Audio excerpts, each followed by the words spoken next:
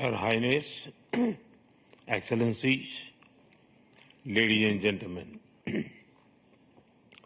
16वें BRICS summit के शानदार आयोजन के लिए मैं राष्ट्रपति पुतिन को हार्दिक बधाई देता हूं और ब्रिक्स से जुड़े नए साथियों का भी एक बार फिर से हार्दिक स्वागत करता हूं। नए स्वरूप में ब्रिक्स विश्व की 40% मानवता और लगभग 30% अर्थव्यवस्था का प्रतिनिधित्व करता है। पिछले लगभग 2 दशकों में ब्रिक्स ने अनेक उपलब्धियां हासिल की हैं। मुझे विश्वास है कि आने वाले समय में यह संगठन वैश्विक चुनौतियों का सामना करने के लिए और अधिक प्रभावी माध्यम बनकर के उभरेगा। फ्रेंड्स, मैं न्यू डेवलपमेंट बैंक के अध्यक्ष हर एक्सेलेंसी दिल्मा रूसेफ का अभिनंदन करता हूं। पिछले 10 वर्षों में यह बैंक ग्लोबल साउथ के देशों के विकास के लिए महत्वपूर्ण विकल्प के रूप में उभर रहा है। भारत के गिफ्ट सिटी के साथ साथ अफ्रीका तथा रूस में रीजनल सेंटर्स के खुलने से इस बैंक की गतिविधियों को बल मिला है और लगभग $35 बिलियन के डेवलपमेंट प्रोजेक्ट्स सैंक्शन किए गए हैं। एनडीबी को डिमांड ड्रिवन सिद्धांत पर काम करते रहना चाहिए और बैंक का विस्तार करते हुए long term financial sustainability, healthy credit rating और मार्केट एक्सेस सुनिश्चित करने पर प्राथमिकता रहनी चाहिए। फ्रेंड्स, नए स्वरूप में ब्रिक्स $30 ट्रिलियन से भी ज्यादा बड़ी इकोनॉमी है।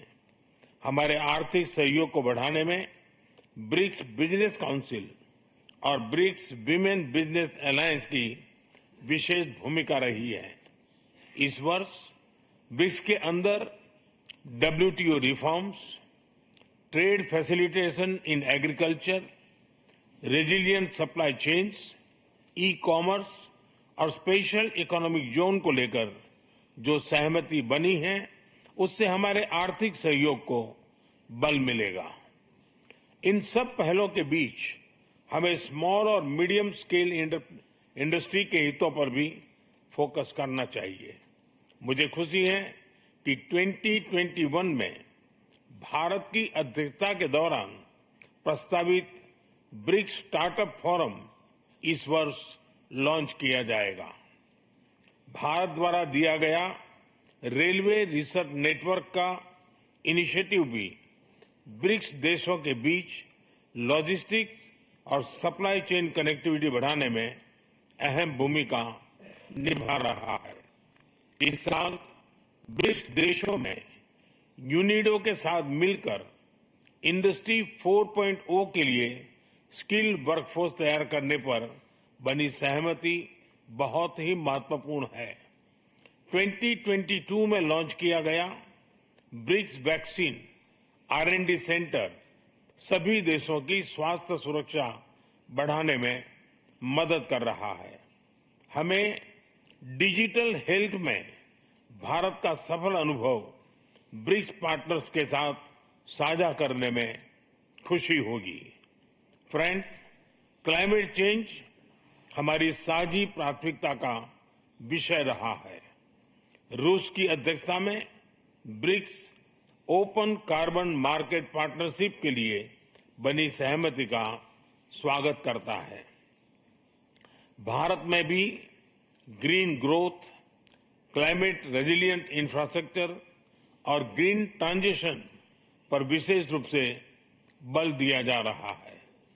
International solar alliance, coalition for disaster resilient infrastructure, mission life यानी लाइफस्टाइल फॉर एनवायरमेंट, एक पेड़ मां के नाम जैसे इनिशिएटिव लिए गए हैं। पिछले वर्ष COP28 के दौरान हमने ग्रीन क्रेडिट जैसे महत्वपूर्ण पहल की शुरुआत की।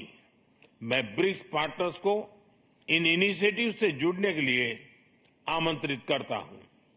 ब्रिक्स के सभी देशों में इंफ्रास्ट्रक्चर के निर्माण पर विशेष रूप से बल दिया जा रहा है। भारत में मल्टी मॉडल कनेक्टिविटी को तेजी से बढ़ाने के लिए हमने गति शक्ति पोर्टल बनाया है।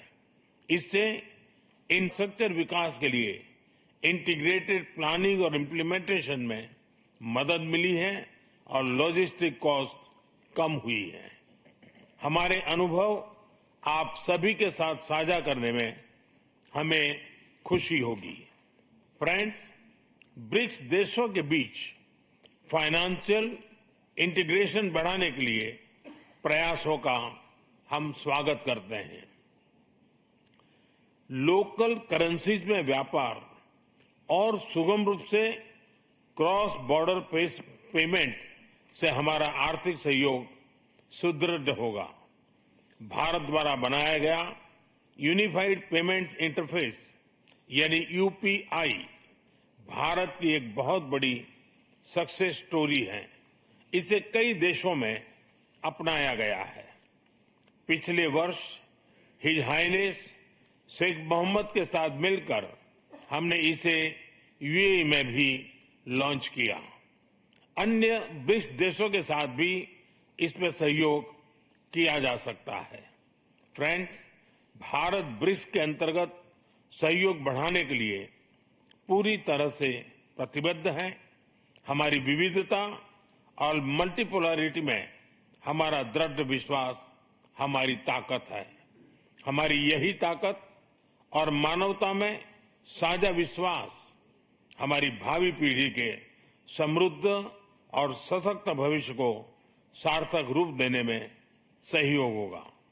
आज की बहुत ही महत्वपूर्ण एवं उपयोगी चर्चाओं के लिए मैं सभी का आभार व्यक्त करता हूं। ब्रिक्स के अगले अध्यक्ष के रूप में मैं राष्ट्रपति लूला को हार्दिक शुभकामनाएं देता हूं।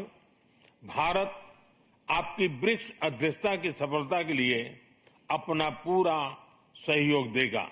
एक बार फिर राष्ट्रपति पुतिन और सभी लीडर्स का बहुत बहुत धन्यवाद। Спасибо большое, уважаемый господин премьер-министр. Мы все говорим о необходимости обеспечить высокие темпы экономического роста. Вам это как раз удается. Мы вас поздравляем с этими результатами.